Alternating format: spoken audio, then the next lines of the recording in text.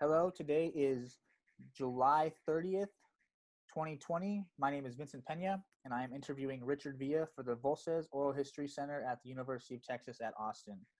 Please know, Mr. Villa, that this interview will be placed at the Nettie Lee Benson Latin American Collection at UT Austin. If there is anything you do not wish to answer or talk about, I will honor your wishes. Also, if there is something you want to talk about, please bring it up and we will talk about it. Because we are not conducting this interview in person, I need to record you consenting. So I'll ask you a series of 5 questions. Please say, yes, I agree, or no, I do not agree after each one. There are 2 questions we need to make sure you agree to before we go on.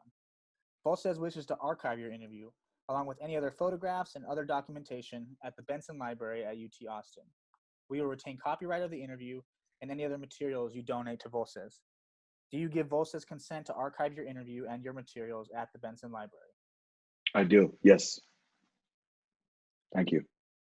Do you grant Voces copyright over the interview and any material you provide? Yes, I do. Do you agree to allow us to post this interview on the internet where it may be viewed by people around the world? I do. Yes. We have many questions in a pre-interview form that we have already filled out. We use that information from the pre-interview form to help in research. The entire form is kept in a secure Voces server. Before we send it to the Benson, we would have stripped out any contact information for yourself or family members, so that will not be part of your public file. Your public Understood. file will only be accessible at the Benson Library. Do you wish for us to share the rest of your interview in your public file available to researchers at the Benson? Yes, I do. Yes. On occasion, Voces receives requests from journalists who wish to contact our interview subjects. We only deal with legitimate news outlets. Do you give consent for us to share your phone numbers or your email with journalists? Yes, I do. Okay, Thank you. cool. So we'll go ahead and get started now. So for first question, would you kind of just first tell me a little bit about yourself? You know, where you're from, family, that kind Sure. of thing. Certainly. Yeah. So I was born and raised here in Phoenix, Arizona, born in the Valley. I'm the oldest of 2 siblings. I have 2 younger sisters. Um, I take pride in my family. Um, I go 5 generations back actually here in Arizona. So my family settled and was established here primarily in Tolleson, Arizona, before 1912, before Arizona was a state. So they truly did help build the roads, the buildings. They helped build this city and state. So it's something I'm really proud of. Um, I've been involved in giving back to the community for really as long as I can remember. It's kind of just been a staple with how I was raised, going to a private Catholic school in St. Vincent de Paul in Maryville, or in Phoenix.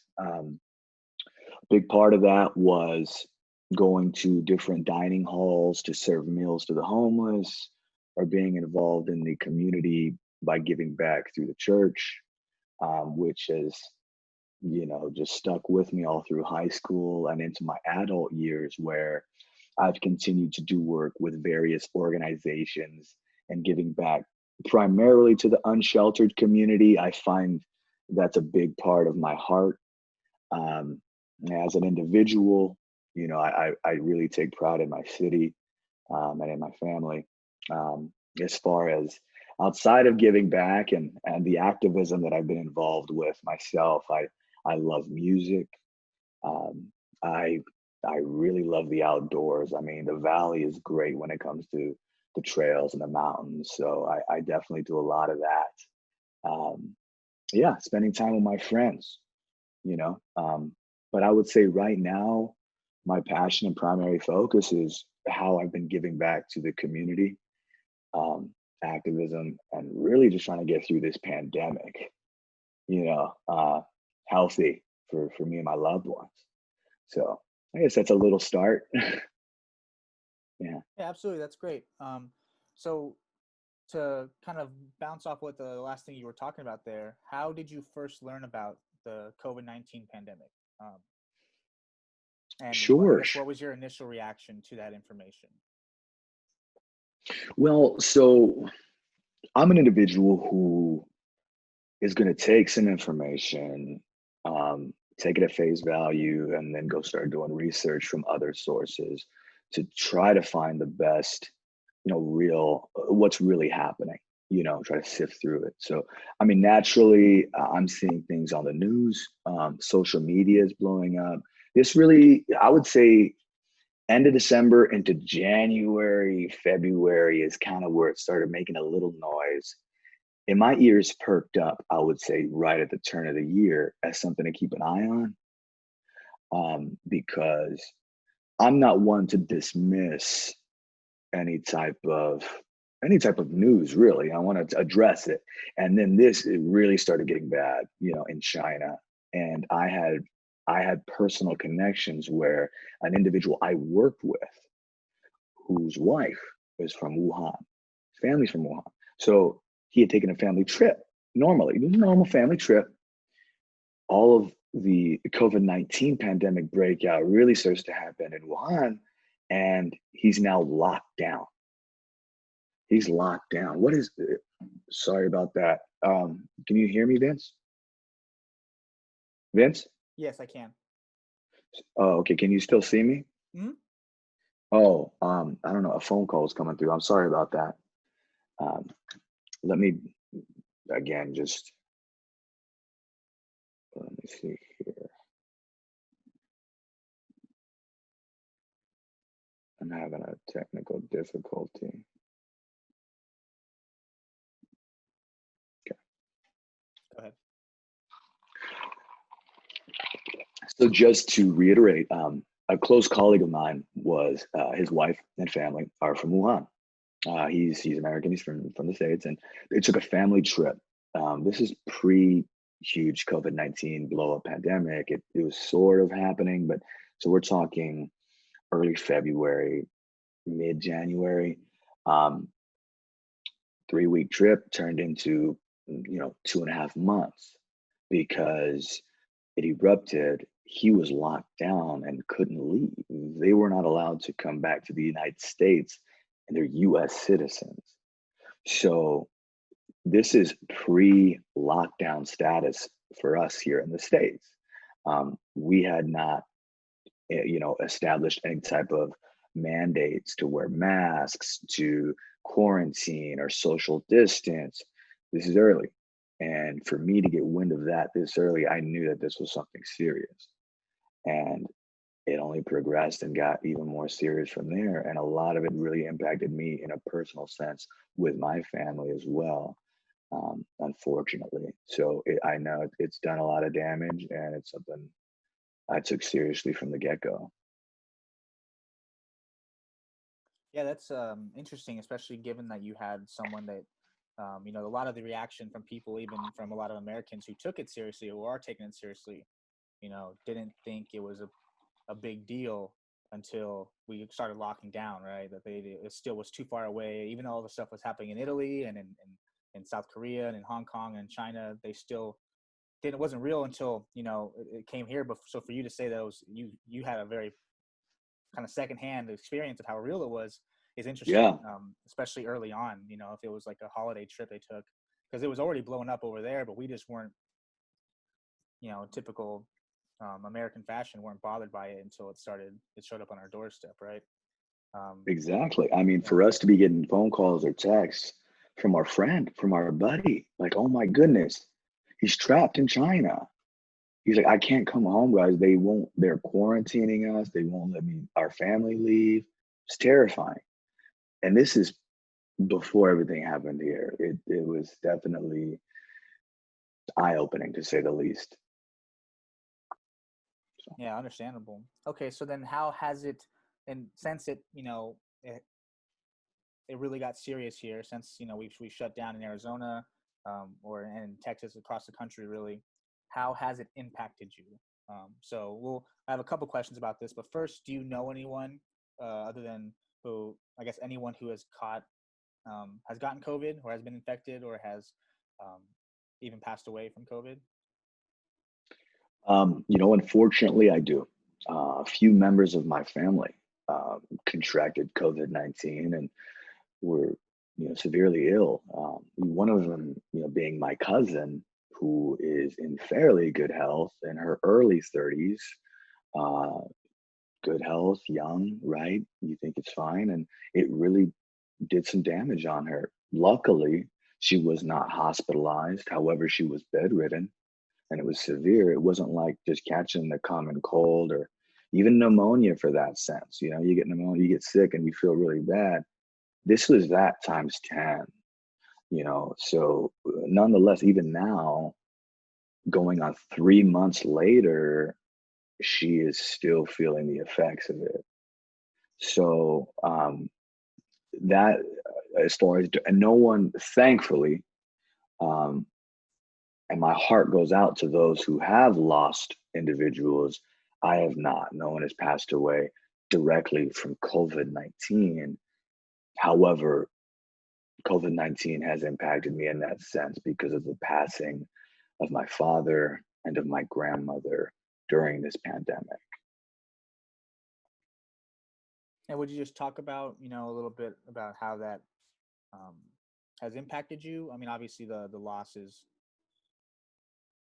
overwhelming enough by as itself, but how did COVID specifically make, even holding services or doing any of that more difficult? Certainly, certainly. If I you don't want to mind talking elaborate about on it, I that. guess. No, not at all. And that's Okay. why I'm here to share. I just wanted to make sure that that sank in as far as, losing an individual and then having COVID-19 impact, you know, the whole process in itself. And that's really what it came down to because my father passed away on February 15th. And after that, we then began starting to progressively get into lockdowns and mandates and so forth. And that impacted our services because we were not, he did pass away relatively suddenly. He was ill, however, it did happen suddenly. And I took it upon myself, again, with a lot of support from my family, but primarily I took it upon myself to have to set the arrangements and get everything in order in addition to navigating the environment of this pandemic where we couldn't have more than 10 people at his viewing. I come from a Hispanic family that has what hundreds of relatives. I've got a very large family. And so to have to tell some individuals, you I'm sorry, but you can't come see your uncle. You can't come see your cousin or whatever else. I'm sorry. And in addition to that, what really pains me and hurts me is that my father wanted me to spread his ashes over the ocean in a place in California that we hold dear. And I wasn't able to do that because of the COVID-19 and the pandemic and the lockdowns that took place. So I buried him here in Phoenix, Arizona with his father. Um, and that really hurt, but it was the right thing to do because as that was happening, his mother, my grandmother, whom raised me from birth as well, mind you, I see her as my mom as well. She told me, I know you want to honor your father and spread his ashes into the ocean and let him be free, set his spirit free, but I'm gonna die. Everything is going. She mentioned COVID-19, this pandemic, and as an 80-year-old woman, she said, I'm gonna pass away. I'm gonna die before I know my son is laid to rest in peace. So we have to bury him here. So that's what we did. We buried him here in Holy Cross Cemetery in Phoenix, Arizona. Holy Cross Cemetery, where his father is buried, where a lot of my family is buried. And following that service, which again was hindered because of this pandemic, she passed away on Mother's Day. She passed away on Mother's Day in the heat of all of this, as my family was trying to come visit her when she got moved into hospice care. See, trying to see her and navigate, trying to self quarantine and practice social distancing and be clean and use sanitizer and be cognizant of who you're around, because who would want to be responsible for passing COVID-19 to my grandmother and potentially killing her because of that? She had other illnesses, and that's why she had passed away. But when she did, unfortunately, again, the services weren't necessarily what we'd imagined them to be or hoped they would be. I mean, how can you, when you lose someone, I mean, how can you ideally say, things went great? It was just how I wanted it to be. Of course, not that. But at the end of the day, when you're there with your loved ones and you're sharing moments that are going to stick with you for the rest of your life in your heart, and you're wearing a mask and you're covered and you can't hug each other as tight, or you at least think twice. It's unfortunate, but the severity of it, I really don't think individuals understand the gravity of the situation and how it's impacted our world and our future, because this is simply the tip of the iceberg. We can hope for a best case scenario, but if this just started and this is how it's impacted me, not just like somebody I knew or something I heard about, but me directly, it's not something to take lightly. And fortunately, I've been able to sit and think and reflect and take care of my own mental peace. And I have a very, very good support system and family and community here in Phoenix and in the Valley that take care of me, that I owe so much gratitude towards for the support I've received. But that is how this pandemic has affected me so far. Yeah, dude, sorry to hear, about how difficult that was, especially, having to, not even COVID, like you said, not even COVID related, but just having to experience 2 deaths in that short of a time span would be unimaginable. Yeah. But having to do it, like you said, especially coming from a big Hispanic Latino family and not being able to mourn the way that we traditionally do, right? I mean, like you said with your grandma, with my grandma, I think 300 people showed up to our house. Yeah. At some point, you know what I mean? And I could not imagine not like telling who like, that How do you choose? They had to decide who gets to see them and who doesn't get to see them. Like that's awful, man. And so I'm Unreal. Yeah, I'm sorry that was the case, but I think you hit on a good point there, or a compelling point about the fact that if this can be the impact for one individual person, for you, and it's not even directly related to COVID, just a byproduct of what the situation has brought upon us, I think that kind of speaks to the severity of what we're dealing with, right? Because the thing is there's people have lost, like this is not going to be something that's just going to go away. I mean, a lot of people it's going to become the new norm for a lot of people. Certainly. I mean, if you walk out of the home, you grab your wallet, your keys, and your mask, your phone. You know what I'm saying? It's like, it's the pat down. It's, phone, wallet, keys, mask. That's not going to go away. I mean, even if it does, you think it's magically just going to disappear, like we forgot? This is the future that we live in now.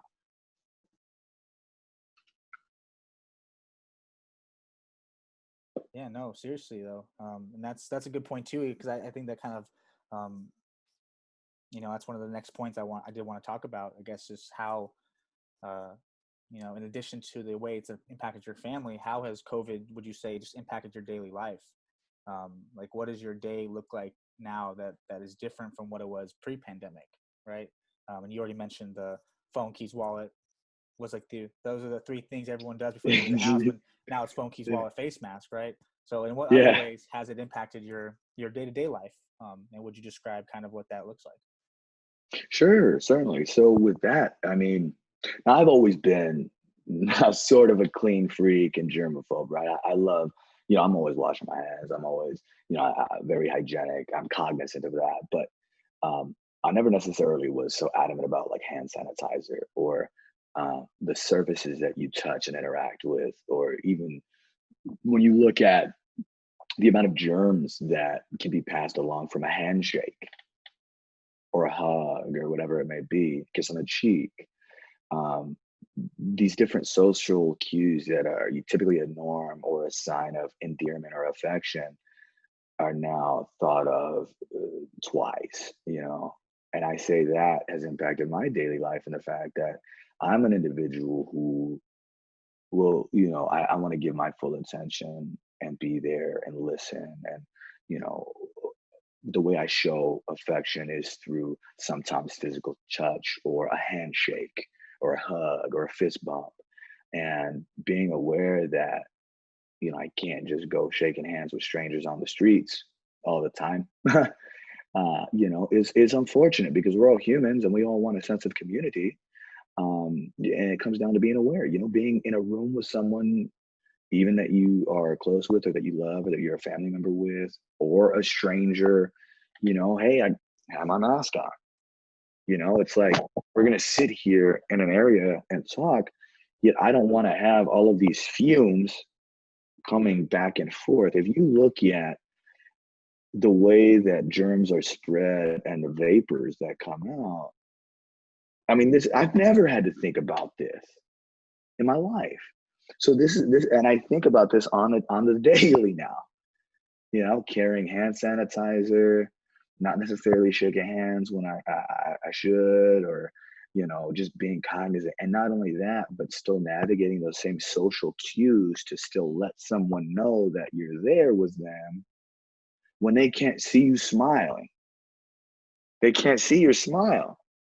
They can't. It sort of removes the human connection aspect of things. So you've got to be cognizant and come up with ways to still be able to speak your truth and be yourself. So it's affected my daily life, and just really being more aware of my actions and germs, and also taking note of who is sort of reckless in the sense, no, if I see, no mask, at restaurant, no social distancing, it's sort of like an identifier of, are you not necessarily aware or thinking about the gravity of the situation? So I would say it's put a lot of mental stress too. There's a lot of mental stress on me. But in my daily life, it's like you're always thinking about the risk of not only COVID, because I may be healthy, I may be in good standing, but I don't want it on my conscience to pass this illness on to my niece or nephew who may have a bad immune system, or an older family member, or a stranger even. So these are daily thoughts that are now a part of what happens that never were before. So, I mean, that's just a taste of it, I guess. Yeah. I really appreciate that aspect you talked about, even the the human connection part, right? Like I very much in the same Right. way. Physical touch is something that's important to me and in my family. A lot of hugging, a lot of kissing, a lot of just even like something like a handshake. I was raised to shake hands whenever I met someone, right? Especially Yes. for the first time, and Yeah.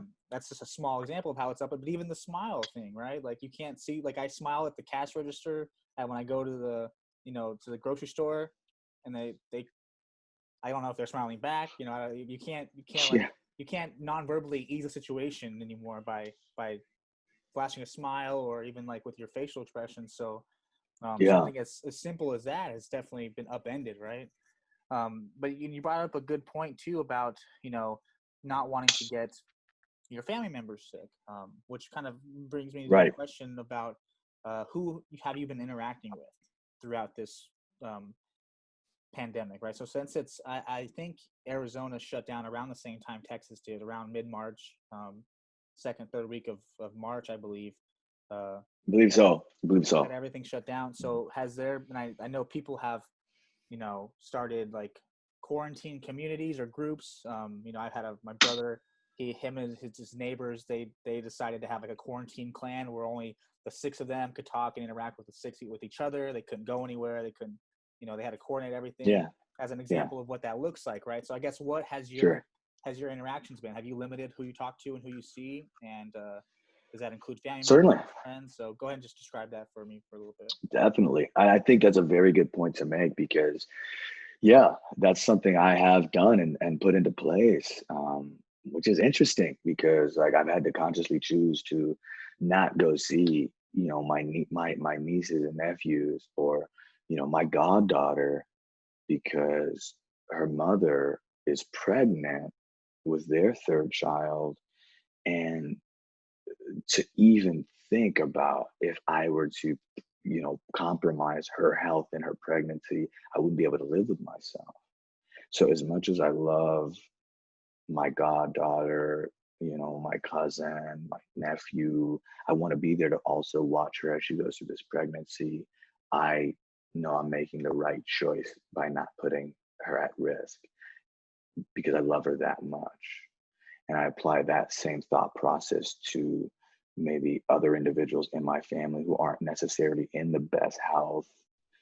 I go out of my way to make sure I'm giving them a phone call or trying to do a FaceTime, utilizing the tools and technology that we have to still have that same human connection.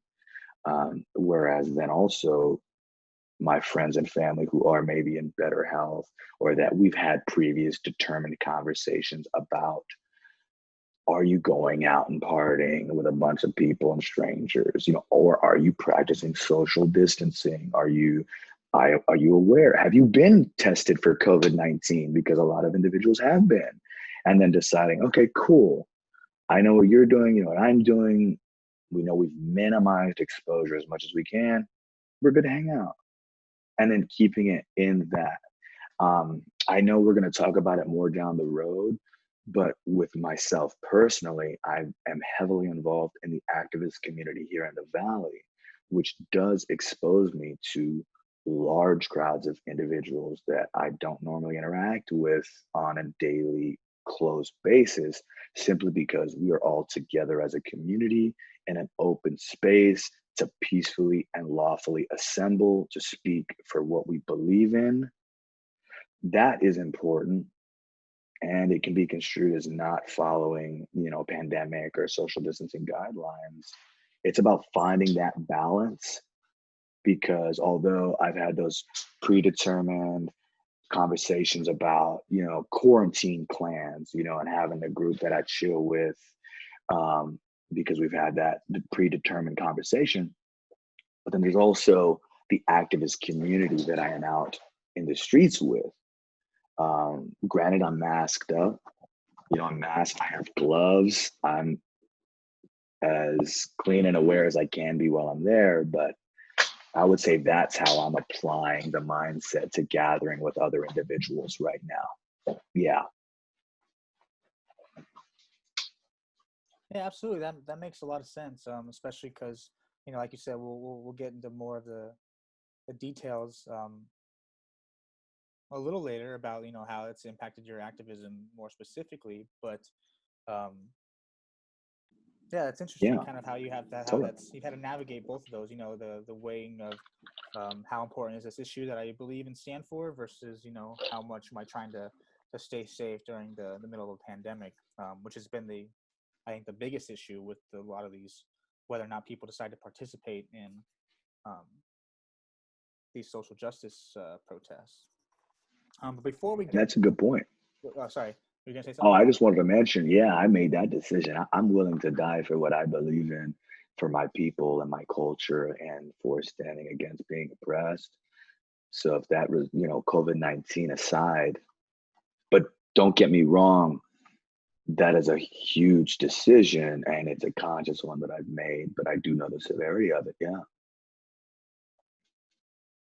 Okay, and so actually, I think we're just gonna maybe just stick on that topic for a little bit, and we can come back to Okay. the other healthcare, education, those kind of related things afterwards. I think because we're Oh, kind of on a roll here. okay.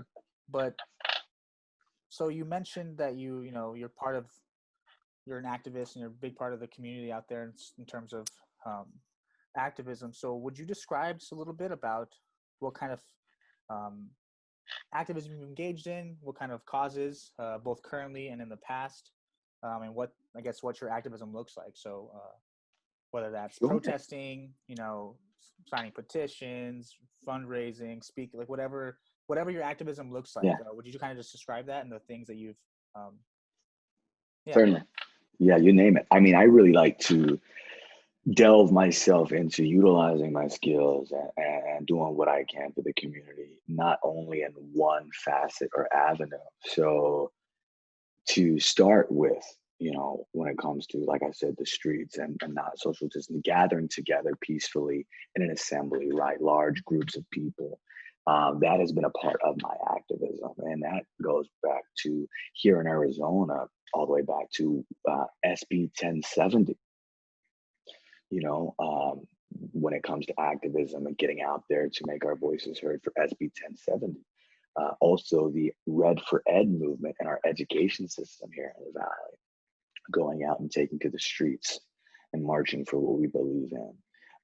And then, of course, with what's happened with George Floyd, Breonna Taylor, Deion Johnson here in the Valley, specifically, a lot of the activism that I'm doing right now, I would say, I have to say that this year in 2020 is when I've really began to get involved into the activist community of being a voice, trying to push the movement forward through peacefully assembling in the streets to make sure that our voices are heard and that we are seen for what we're standing for. So that's a big part of it.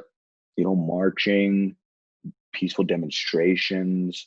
But not only that, a big piece of it is giving back to our community in these times, primarily to, people of color, people from disadvantaged or disenfranchised backgrounds, and giving back to the community through donations of, food, water, clothing, finding shelter resources.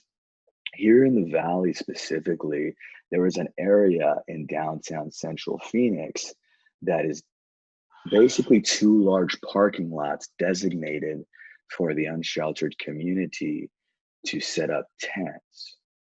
And it's all fenced in, and it unfortunately, it's a camp.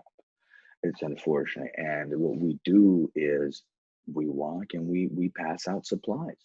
We talk, we make sure that they understand, hey, you are still human. You are our community. We are here. And it's not something that we are seeing from, officials here in the Valley. I'm not going to get necessarily into that. I will stick with our focus and what we do. So not only are we peacefully demonstrating in the streets to find justice for those who deserve it, but we're trying to give back to our unsheltered community. That's something that we do. Actually, there's organizations that it's happening every day. Every day in the Valley, organizations are giving back to the unsheltered community, and I'm a part of that. Maybe 2-3 times a week, we're out walking the streets, passing out backpacks, waters, you name it. Personal feminine hygiene products, even you name it. So that's a piece of it, but that alludes to then how do we push for more resources to go towards not only the unsheltered community, but what about those who need mental health care resources or other health care resources? So we are looking at, we sign petitions, we call our local representatives, we set up specific times to just blast phones. Say, all right, everybody, time to call this number today. Everybody's going to leave a voicemail. Everybody's going to write an email. Everybody's going to make sure that that representative knows this is important and you need to look at it. In addition to that comes the legislative aspect, where we've got teams that are focused on running for city council. running for office? What can we put on paper that is going to establish a system that puts our community at the focus? And so it really comes down to compiling all of these facets. All of that is activism. And there's not one right way to do it. It's your way is the right way to do it, because we all as individuals have our own skills, talents, abilities, and whatever facet that you may vibe with is what you gotta go with. If it's a few things, do it. If it's one, do it. If you maybe just post some stuff on social media, but you're really in it and you're researching and you're trying to educate people through your platform, and you've never stepped foot out into the streets to march and protest and raise your fist and let them know you're mad, but you're educating people in your way, you are an activist. You are still a part of the process. So I can say personally, everything I've just described is something that I make a focus in my daily life and my weekly life. Like, I plan out, how am I going to impact something today? Whether it's passing out to the unsheltered community, whether it's writing another email to a representative, making a phone call, setting up and establishing a meeting to game plan, to strategize how we're going to take the streets for our next event peacefully, or non-violently. So that's how I've been involved. And not only that, but trying to get other individuals that I love or care about, friends, family, strangers, involved in the movement, in the cause, to take a second look and think about, what are you doing in your daily life to bring about change for the better?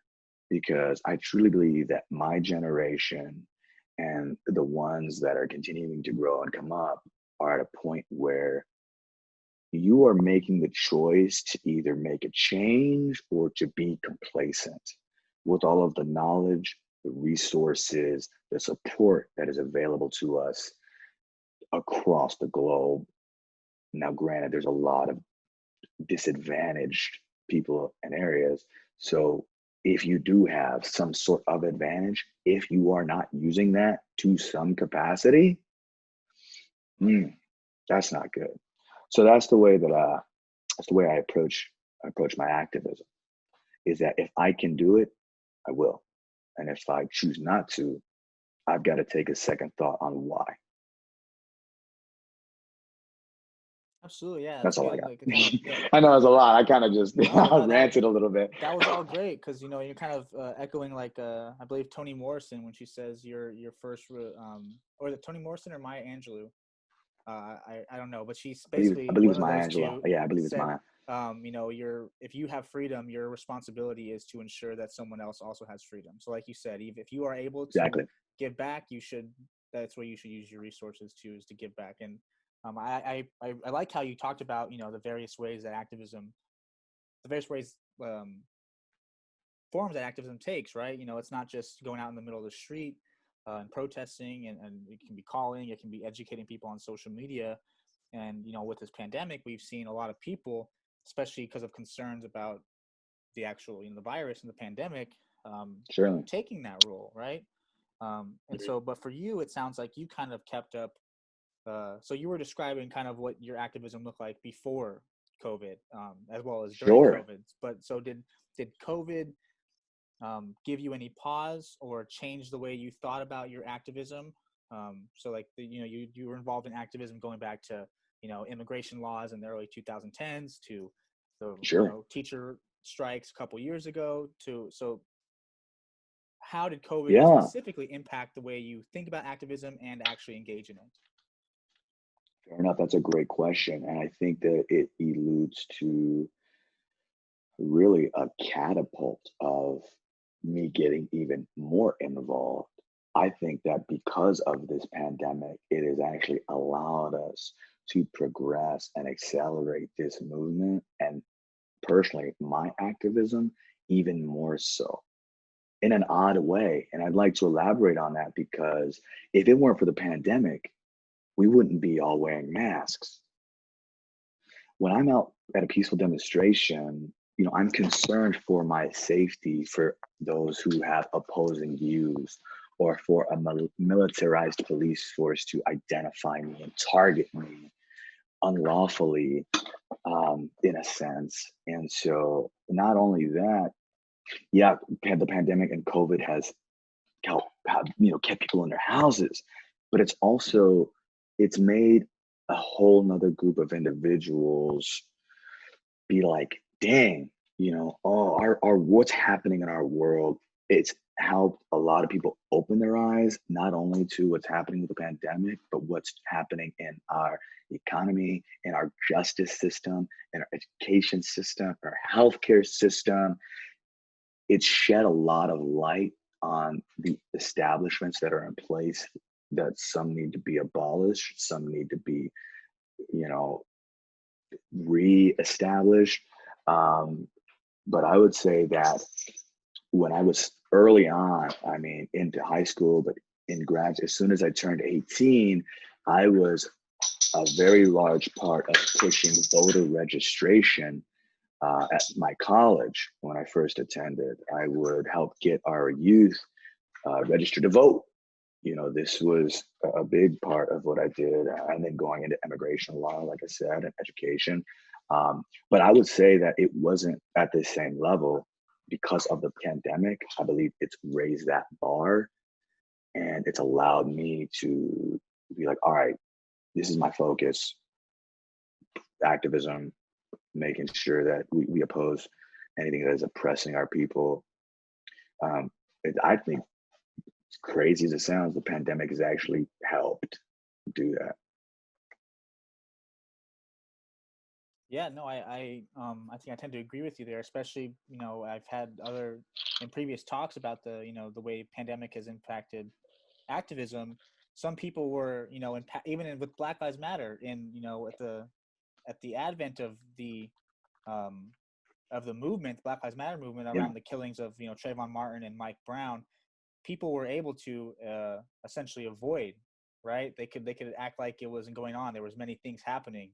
There was things that were distracting them. right, Whereas the pandemic has caused right. people to see everyone's at home. Everyone can see what's happening. Everyone Everyone's can. at home. Everyone's seeing it. Yeah, So, like, yeah, and it's not a surprise to me that you have described it as a way that's amplified the activism. Actually, like, it's increased it, and you can see in cities across the country that the response to this has been so much more widespread than even than any recent yeah. issue, like in recent memory. So it's been kind of, I think, a catalyst for more activism rather than um, a deterrent, for I think, for most people, right?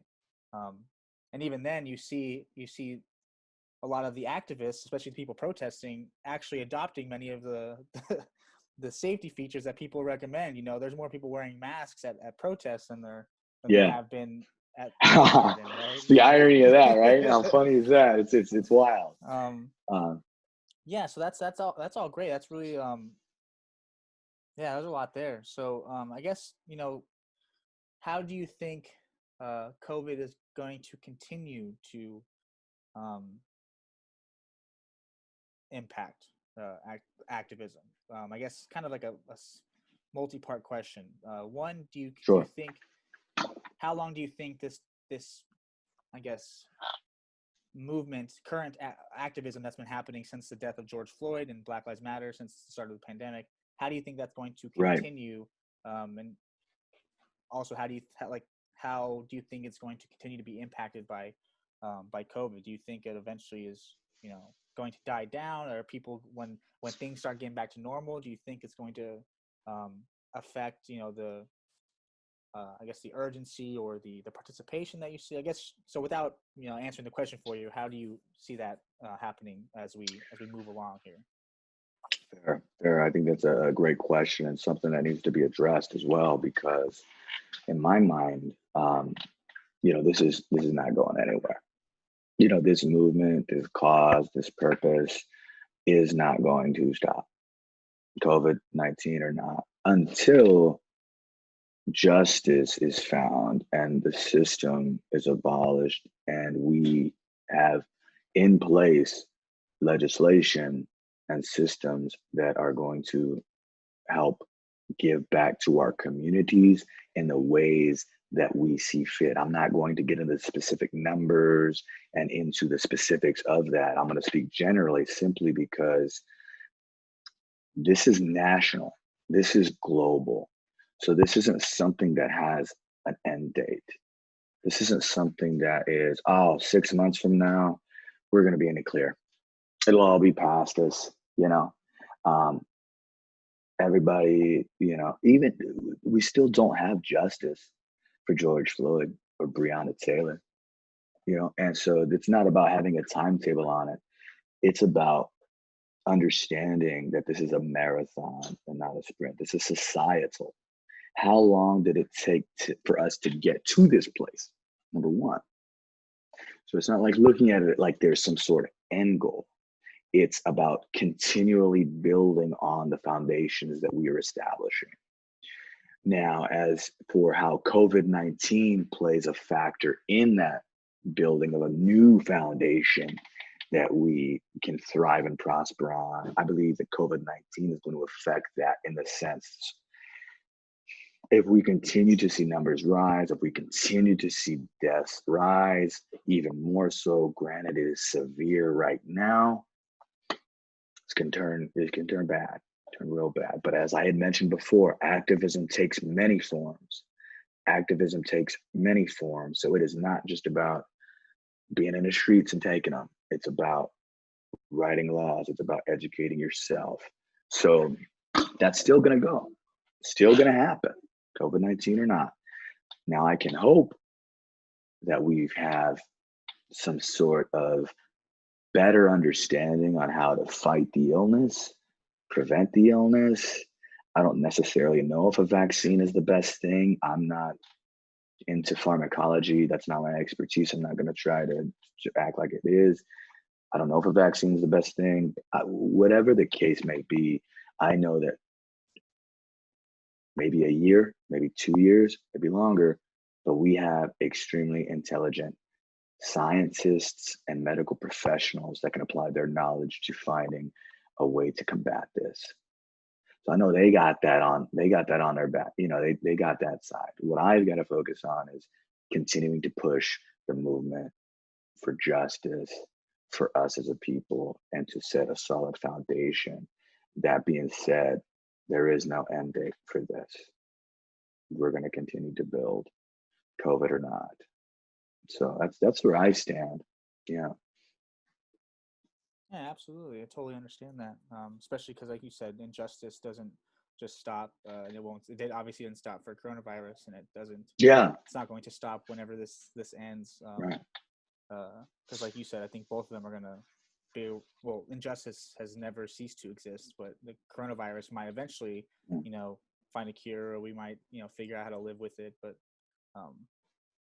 yeah, I think I agree with you about the. This is our future centralization. now. Yeah. This is our future, and it's just how you navigate that future because, there's a lot of fish to fry, and there are a lot of big fish in the sea. Absolutely. Let's cut that part. Let's get that. Just kidding. So, I guess I'm kind of curious too. Then, how, as a Latino Yeah. Hispanic man, how has your identity factored into your activism, and I guess also how has it, how is the Latino community, part of the reason for this project, as I've explained, is that they've been the most disproportionately affected demographic group Yes. by the coronavirus, both in terms of health impact and economic impact, and Yes. many other ways, really. So I guess, how does your personal identity impact the way you respond to this, and even the way that the current political situation, right? We have an administration that has routinely demonized the Latino community before the election, Certainly. and even with immigrant families, with what's happening at the border, with the children, and with the just immigration in general. So, and the rhetoric that is often espoused to justify some of these actions. So I guess, without further, Right. how has your identity impacted that, and what role does that play in your Sure. My activism, I think that is identity is very important. It's very important to me. Self-image and my identity, and being a person of color, being a Hispanic, Latino male in America, uh, being brown. Uh, the way that impacts my activism is that I take it with. I am a voice and a representation of those that came before me. You know, my family was oppressed. My family told me, and my father specifically, my father directly told me stories of him being beaten in school by teachers for speaking Spanish. In high school, he was picked up out of his desk by his throat by his teacher for speaking Spanish. Mind you, he spoke perfect English. He was an intelligent man. He's bilingual. But because he spoke Spanish, that was a no-go. That sort of oppression is deep rooted and it's happened for hundreds of years. My last name is Villa. My name is Richard Villa Jr., Francisco Villa, Pancho Villa. This is my identity. I think about my legacy and I think about my descendants and I think about how I can bring that to the table because it's not about me. It's not about who I am. It's more of a representation of my culture. And with what's happening right now, I know a huge part of this activism movement is Black Lives Matter, because they most certainly do. And I'll say it again, Black Lives Matter. And I'll tell you the way that I approach this with my identity is that I want to be a conduit and a voice and a unifying voice to that Black community so that we can come together as a Black and brown community and unite to build a foundation that is going to stop the oppression that we've received for years. And that also includes other minorities of Asian descent, of those who are white allies who may have faced some sort of adversity in life. I'm not going to discriminate based on race, gender, ethnicity, religious background, none of that. But as far as me personally, my identity brings that I'm a brown man in America. I'm trying to unite with the other minorities of America so that we can build a foundation together. I look back at Pancho Villa, revolutionary. And I think about that every time I look at my last name because I'm a Villa as well. And that's how my identity plays into this activism.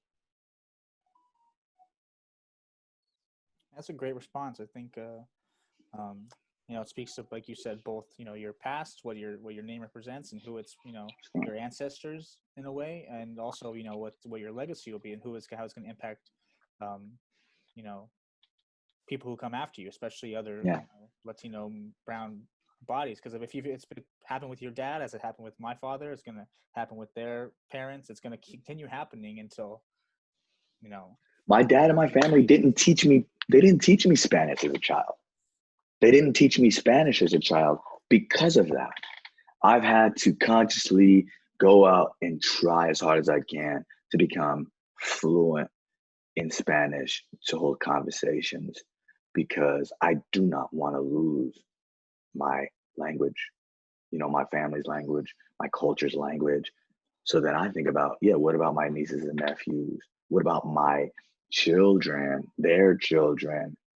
How are we going to continue to pass down our language when a system was trying to take it away and has been trying to take it away for hundreds of years? So that's what I think about. Yeah, because you personally as well have, you can speak to those same instances with your father, with other family members, other brown people who have been oppressed. So if we don't take this step now and set this foundation, the ones after us are going to be saying the same thing that we said about our dads and our grandpas. So I'm with you. I'm with you on that. Yeah, no, you make a good point too about the Spanish. I personally, we did not we were not taught Spanish by, my grandmother and our parents, or mostly from our, elder family members, because of in their experience, they stood out, right? Their accents outed them regardless of the Right. color of their skin. I Yeah. have family members who are lighter skinned, who can pass as white, but when they spoke, they were discriminated against because it was clear Spanish was their first language. And so there was a concerted effort on the parts of multiple generations to speak English, right? To be American, to Right. not, and that results in like you said, the loss of a language, of a culture, of an identity at some point, right? Which I think is, at the heart of what a lot of these things are, especially this, activism, Detrimental. especially in the Latino community. So, anyways, yeah, I think that was very poignant point there, about Thanks. the loss of identity and culture. But all right, well, so I think right now that's on the activism front, you've answered all my questions. So I think we can kind of move Great. on to the other parts of the way COVID has impacted you.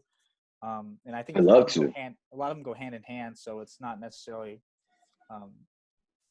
not pivoting all that much. But one thing I was curious Okay. about was the way COVID has impacted your work or your employment. And so would you describe, I know you're an activist, but most people don't get paid for their Sure. activism. So would you talk Right. about what your what you do for My work? day job? Yeah, and how that has been impacted, whether you've seen your work hours cut, or if you've received a pay cut, or if you were furloughed, if any of those things have happened. So just talk about how work for you has changed during the pandemic. Sure. Yeah, great. And that's fair. I mean, that's big. It's impacted so many individuals.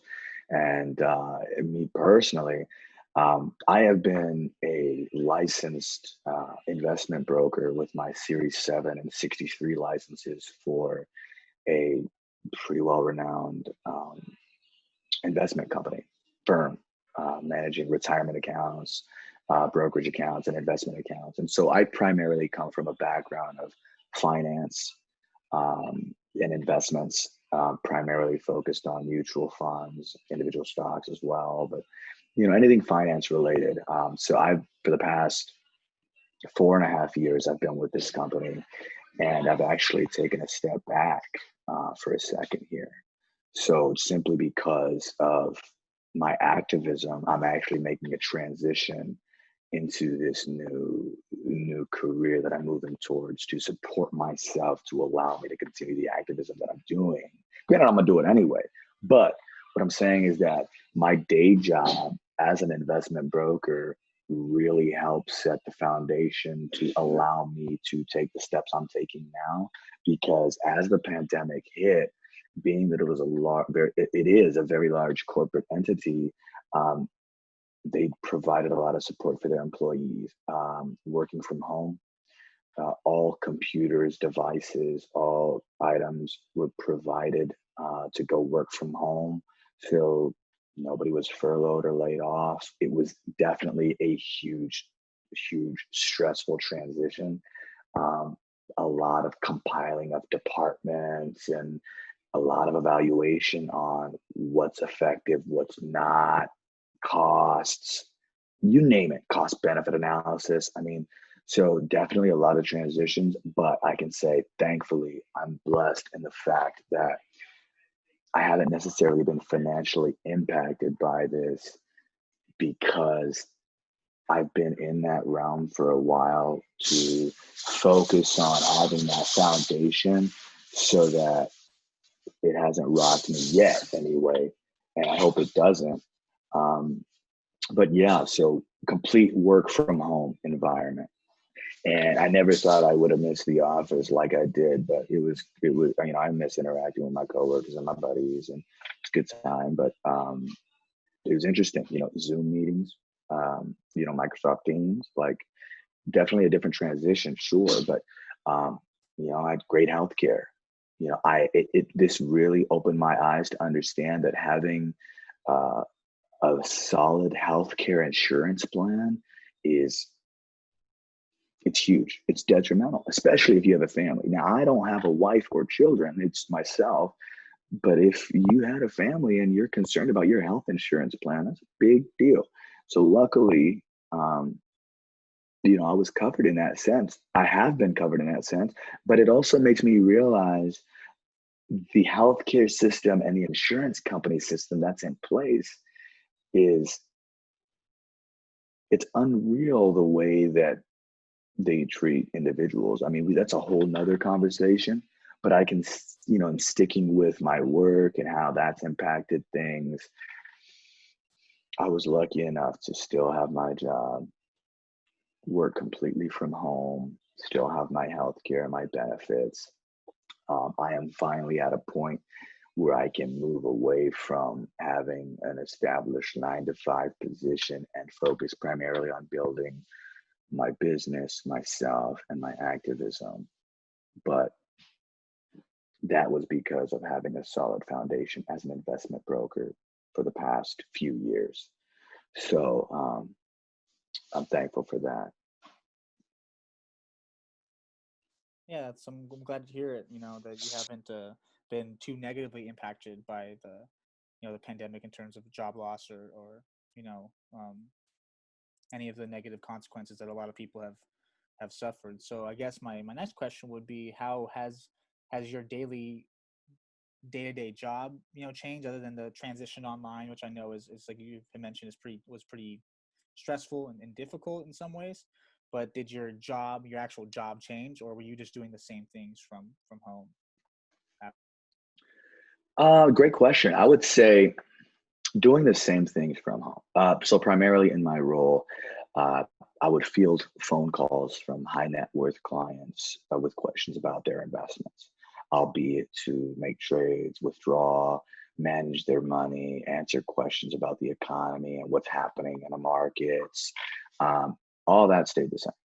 Nothing has changed. I would just like if I was in my office, I'm taking calls the same way, except now I'm in my home office. I'm taking, now, granted, having all the right security connections, networks, VPN type stuff, there's all that, but primarily the job stayed exactly the same, except for the fact that in the environment that we've been in as far as this pandemic, that has greatly impacted the type of interactions and phone calls that I have fielded from clients concerned about their money, about their investments, and about their really their well-being. Because if you are a retiree, you're retired, you're seeing this economy, you're seeing this pandemic, you have no income aside from what your investments are and their performance. Having those types of conversations in this environment, I would say, has altered my job function comparatively to 2 years ago, 3 years ago. I'm having different types of conversations about the markets and the economy with these investors than I'm having right now in a global pandemic. So that has changed the role in that sense. But aside from that, no. For sure. Um, okay, so I think I kind of answered all the work questions, but so then you haven't really been negatively impacted, right? Economically, you'd say you kind of things have kind of stayed the same for you, or for the most part. Um, I would say, in considering things, I also have a very strong family support system as well. I come from a pretty lower income, background, humble beginnings. But my family has worked very hard to get where they are now, as have I. And pre-pandemic, a major focus of mine has always been having a solid financial background, a solid financial foundation to stand on. And having that in place initially has helped me weather this storm. Granted, don't get me wrong, I've had to shell out a lot more than I would have liked to or have liked to because of navigating the environment we're in. But I haven't lost any paychecks, is what I'm saying. And I don't take that lightly. I'm not trying to brag. I'm not trying to, none of that, because I know that there's individuals out there who are not, but I do think that we can have better social systems in place to get back to those who are unemployed and who are not, receiving any type of paycheck. We can get into the nitty gritty when it comes to, social assistance and what the stimulus checks have provided. But if you look into the day-to-day lives of how people live and function, $1,200 is not going to cut it. So I don't take it lightly when it comes to finances. I will say that years ago, and a long time, making the decision to have a solid financial foundation is the only reason I've been able to weather this storm, because it's not easy, and a lot of people haven't been able to, and I'm barely able to myself, but I'm okay. I'm good. No, I'm at least for now. So Yeah, that's good to hear. Yeah, you're like you said, you're in a good spot comparatively to a lot of other people who have, a lot of people can't work from home. They can't, they I'm lose. certainly not wealthy. Let me make that clear. Yeah, I'm nothing over. absolutely. I'm not making anything over 6 figures. None of that. I mean, don't get me wrong. The only reason I've been all right is because of I know where every penny's going. I'm nickel and diamond. I'm nickel and diamond over here. But you're right. Yeah. Well, cool. So I actually that brings me to a question. You said that you've been able to maintain your healthcare, at least your healthcare through work, your health insurance, I should say. So has your healthcare, I guess, has COVID raised any concerns or questions about your healthcare in terms of access to it, or just in, general worries or anxieties about getting sick? So Sure. how has it impacted your Sure. access to healthcare, and if you have had any doctor's appointments or anything like that, have they been, postponed or moved? So what's all that look like regarding your healthcare? Great question. Yeah. So with that, um, I haven't had to use any healthcare yet. Thankfully, I haven't gone to the hospital. Or gotten sick or gotten urgent care, or I've stayed away from hospitals. Um, so I haven't had any interaction, well, aside from when my grandmother was passing away, that's when I went into a hospital, but I haven't seen a doctor. I haven't had any other ailments that have required me to do so. I have most certainly been cognizant of, you know, I read, cover to cover my health benefit plan and the insurance involved and co-pays and deductibles. Um, all of that is a huge concern because the system that's in place is extremely difficult to navigate. I mean, even for myself, and I really put a conscious effort into reading and trying to learn things. If you're somebody who may be a little challenged or not as inclined to do so, it's hard to navigate that whole system, especially if you have children that you're trying to have covered under a healthcare plan. I think about HSAs, a health savings account, and how that can impact your care and availability to resources and to money available to pay for your health care. So thankfully, I haven't been to any hospitals. I haven't had to go to the doctor, haven't had to pay any deductibles or co-pays. Knock on wood. I don't want to, I'm going to stay healthy, hope, but I'm cognizant though, like I'm trying to see if prices are gonna rise in any sense, premiums, insurance premiums. I want to learn and understand that if you do contract COVID-19, get past it and you're fine, is that going to be some sort of predetermined condition? How does that affect your health care premiums? Oh, you had COVID-19 once, your healthcare premium is now higher. You've got to think about and consider this because the insurance companies, they are. So that's the kind of stuff that I think about. And I'm just thankful that I haven't had to have that type of interaction or experience with a hospital with illness yet. Knock on wood. So. Well, good. That's good. That's good to hear. And yeah, you bring up a lot of good points about um, kind of the how tumultuous it is, navigating what the healthcare system looks like, right, and being able to, um, especially with kids or family, and especially during a pandemic. So that's definitely only been made more difficult if it wasn't already. during this whole They thing. don't make it easy. Yeah, They don't no, make it easy. And that's a reason. That's because they want to take your money. absolutely. Um, yeah, and especially the notion of making COVID-19 a pre-existing condition for other insurance in the future, like the idea that you might be penalized because um, you had this virus, you were a victim of the pandemic, and especially when you consider Right. it's disproportionately affecting communities of color, that Yes. it's going to be again another disproportionate impact on those communities when it becomes more expensive to do these things in the future, like get health insurance and access that. Especially when you consider a lot of like Latinos and Hispanics in particular work essential jobs, and not all those essential jobs Exactly. come with health insurance through their employer. So yeah, Yeah. a lot of things are gonna, a lot more dominoes are gonna fall regarding the pandemic than we're seeing now We're in still some just the ways. tip of the iceberg. Absolutely.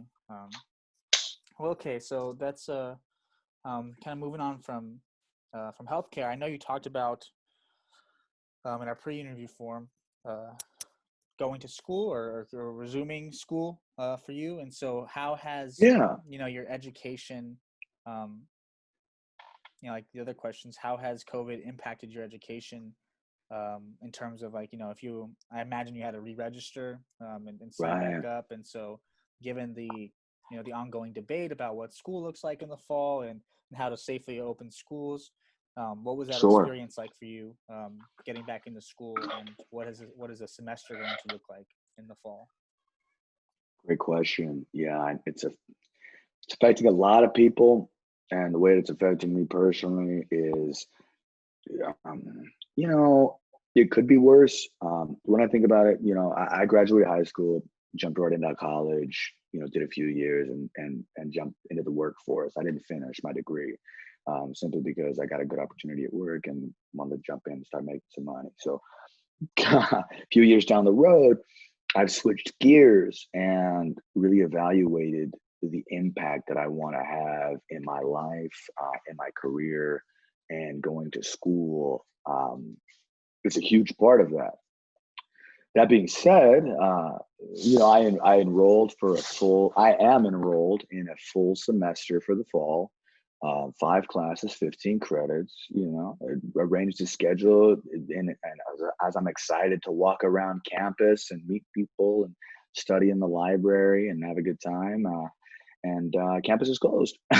Campus is closed. It's locked down. All of my classes have been now moved to high online classes exclusively. Some with teachers that are, in-person teachers primarily.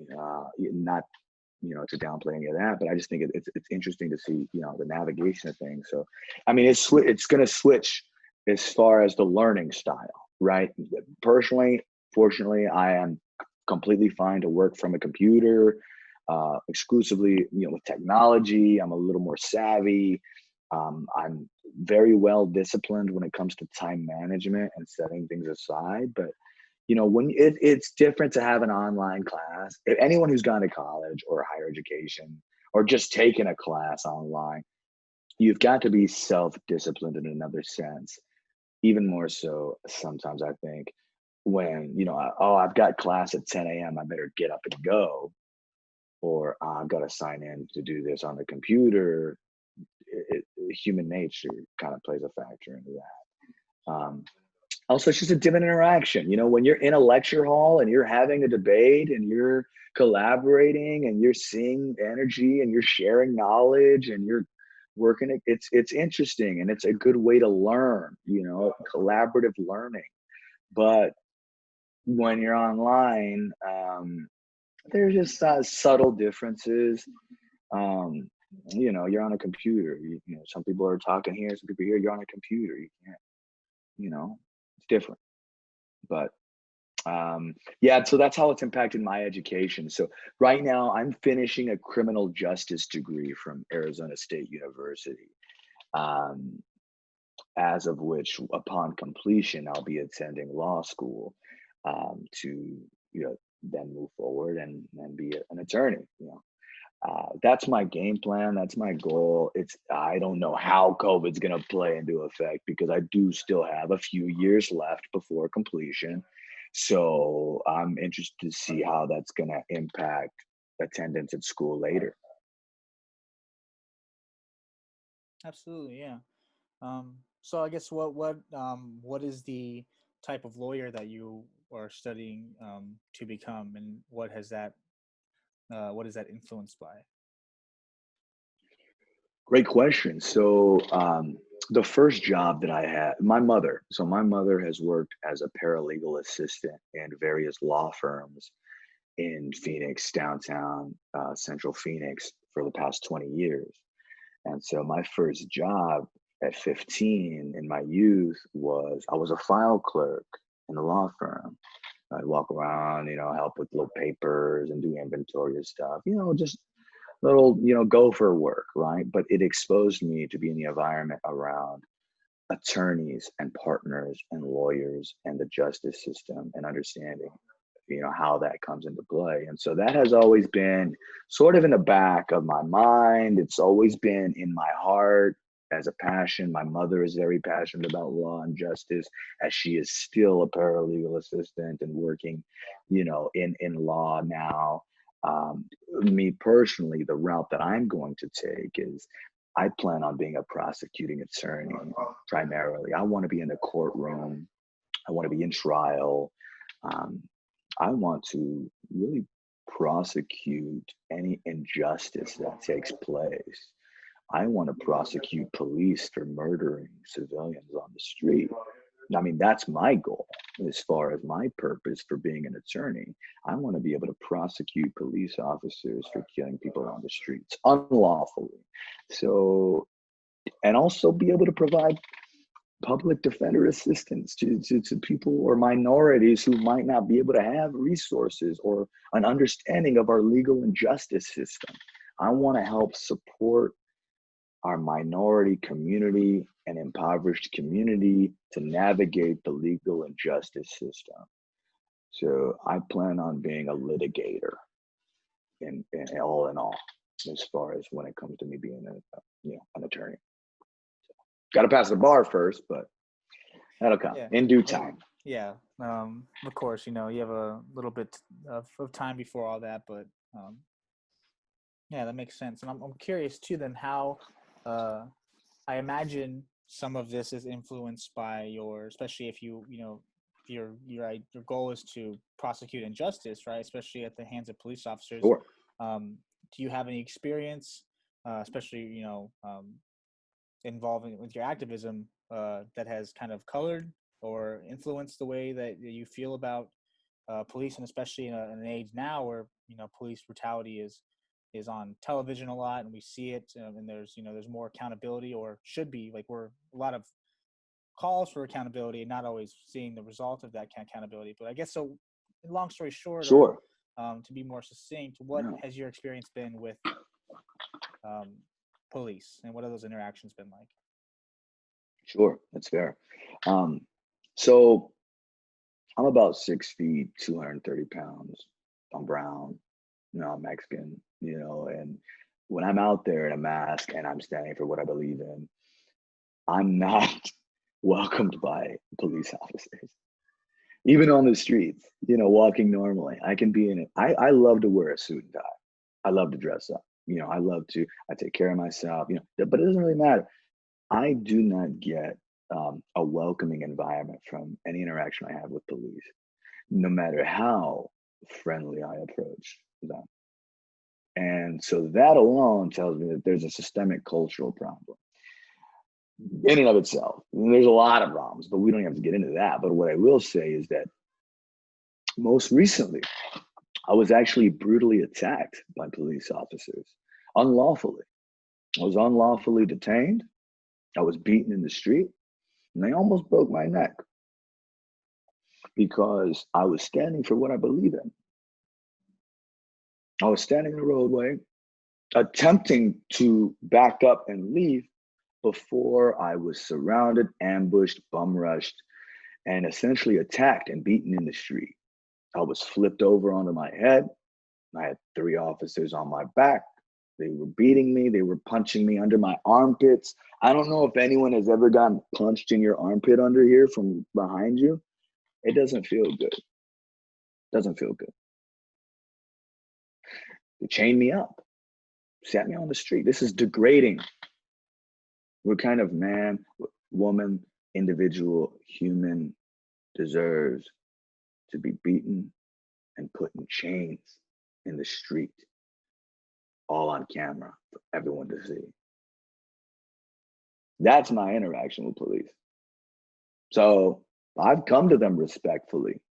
I've come to them with an educated dialogue. I've come to them nonviolently, and will continue to. But I'm not reciprocated. I'm not receiving that same mutual level of respect. So is that because of the way I look? Is that the color of my skin? Well, why? I don't get it. So I do get it. I know why, and so do you. But my interaction with police officers is this: knowledge is power. I'm not trying to use weapons. I'm not trying to use my fists. I'm not trying to hurt people. I'm not trying to riot or break a bunch of stuff. What I want to do is to make sure that you understand and you hear the knowledge that's coming out of my mouth, because I'm trying to speak about what's really happening here. So I don't have a positive relationship with law enforcement simply because of the interactions that I've had, whether in an arrest or not, in a normal interaction on the street. So I do not have a positive interaction with the police. Do not have a positive connotation. That's not to say that there's not some. I'm not even going to get into that. All I'm going to do is speak personally about me as a man and as an individual. I do not have a positive outlook or a positive connotation associated with law enforcement or police. Yeah, no, understandably so, especially, given you've experienced, police brutality, you know, Police firsthand. brutality in its finest. Yeah. Yeah. And so, Could have killed me. They could have killed me in the streets. No, and that absolutely, and that is a more than, I think, justifiable reason for, pursuing the type of litigation that you're trying to, pursue, right? The type of lawyer you want to be, because I think, just as an aside, it's not just the police who are responsible for the lack of accountability that they face. Right. I couldn't agree more. They operate within a justice system that tolerates and even excuses and perpetuates. Encourages, Yes. It perpetuates. Yeah. Absolutely. So I'm sorry that happened to you, but I also Thank you. I'm glad that you use that as basically a starting point from which to make it better, right? Instead of, like you said, you could get angry about it, you could respond violently and aggressively, and we all know that's going to foster more and a more aggressive response on their end, right? Like it's not going to make it exactly. They're always going to win that battle in that way. So, right. Anyways, well, all right. So I guess we've kind of gotten through all the topics that I had outlined for us. We've talked about COVID generally, your impact on work, healthcare, family, activism, and so I guess really right now is there anything that we did not talk about that you would like to talk about or to share as it relates to COVID and what's been going on? Sure. I mean, with that, I would just, in a closing statement, closing remarks, I'd just like to mention the appreciation that I have for the ability to share this story, not only for myself and my personal story, but more so that people are aware and they know what's really happening in their backyard, and for generations to come after us to understand this is what was happening at the turn of the decade, 2020, the turn of the decade. This is where we started. So to be able to take part and participate in something as important as this, I couldn't be happier. You know, I consider this a big responsibility, and I'm happy I get to share my story. Also help be a voice for my people here in Phoenix, here in the Valley, the minority community, my brown community, my black community. So this is something that I'm going to continue to do for the rest of my life. I can't see myself living any other way except for pursuing justice for all and pouring my heart into activism and opposing the oppressor. So I just want to say thank you. Thank you for listening. Thank you. Absolutely. I'm glad you've it's provided you that a benefit as much to us as it has to you, because this is definitely it's definitely been a great chat. Certainly. You're my brother, Vincent. You're my brother. Thank you. So if you have no more things, I'm just gonna go ahead and end the recording right now. So okay. Just give me a second.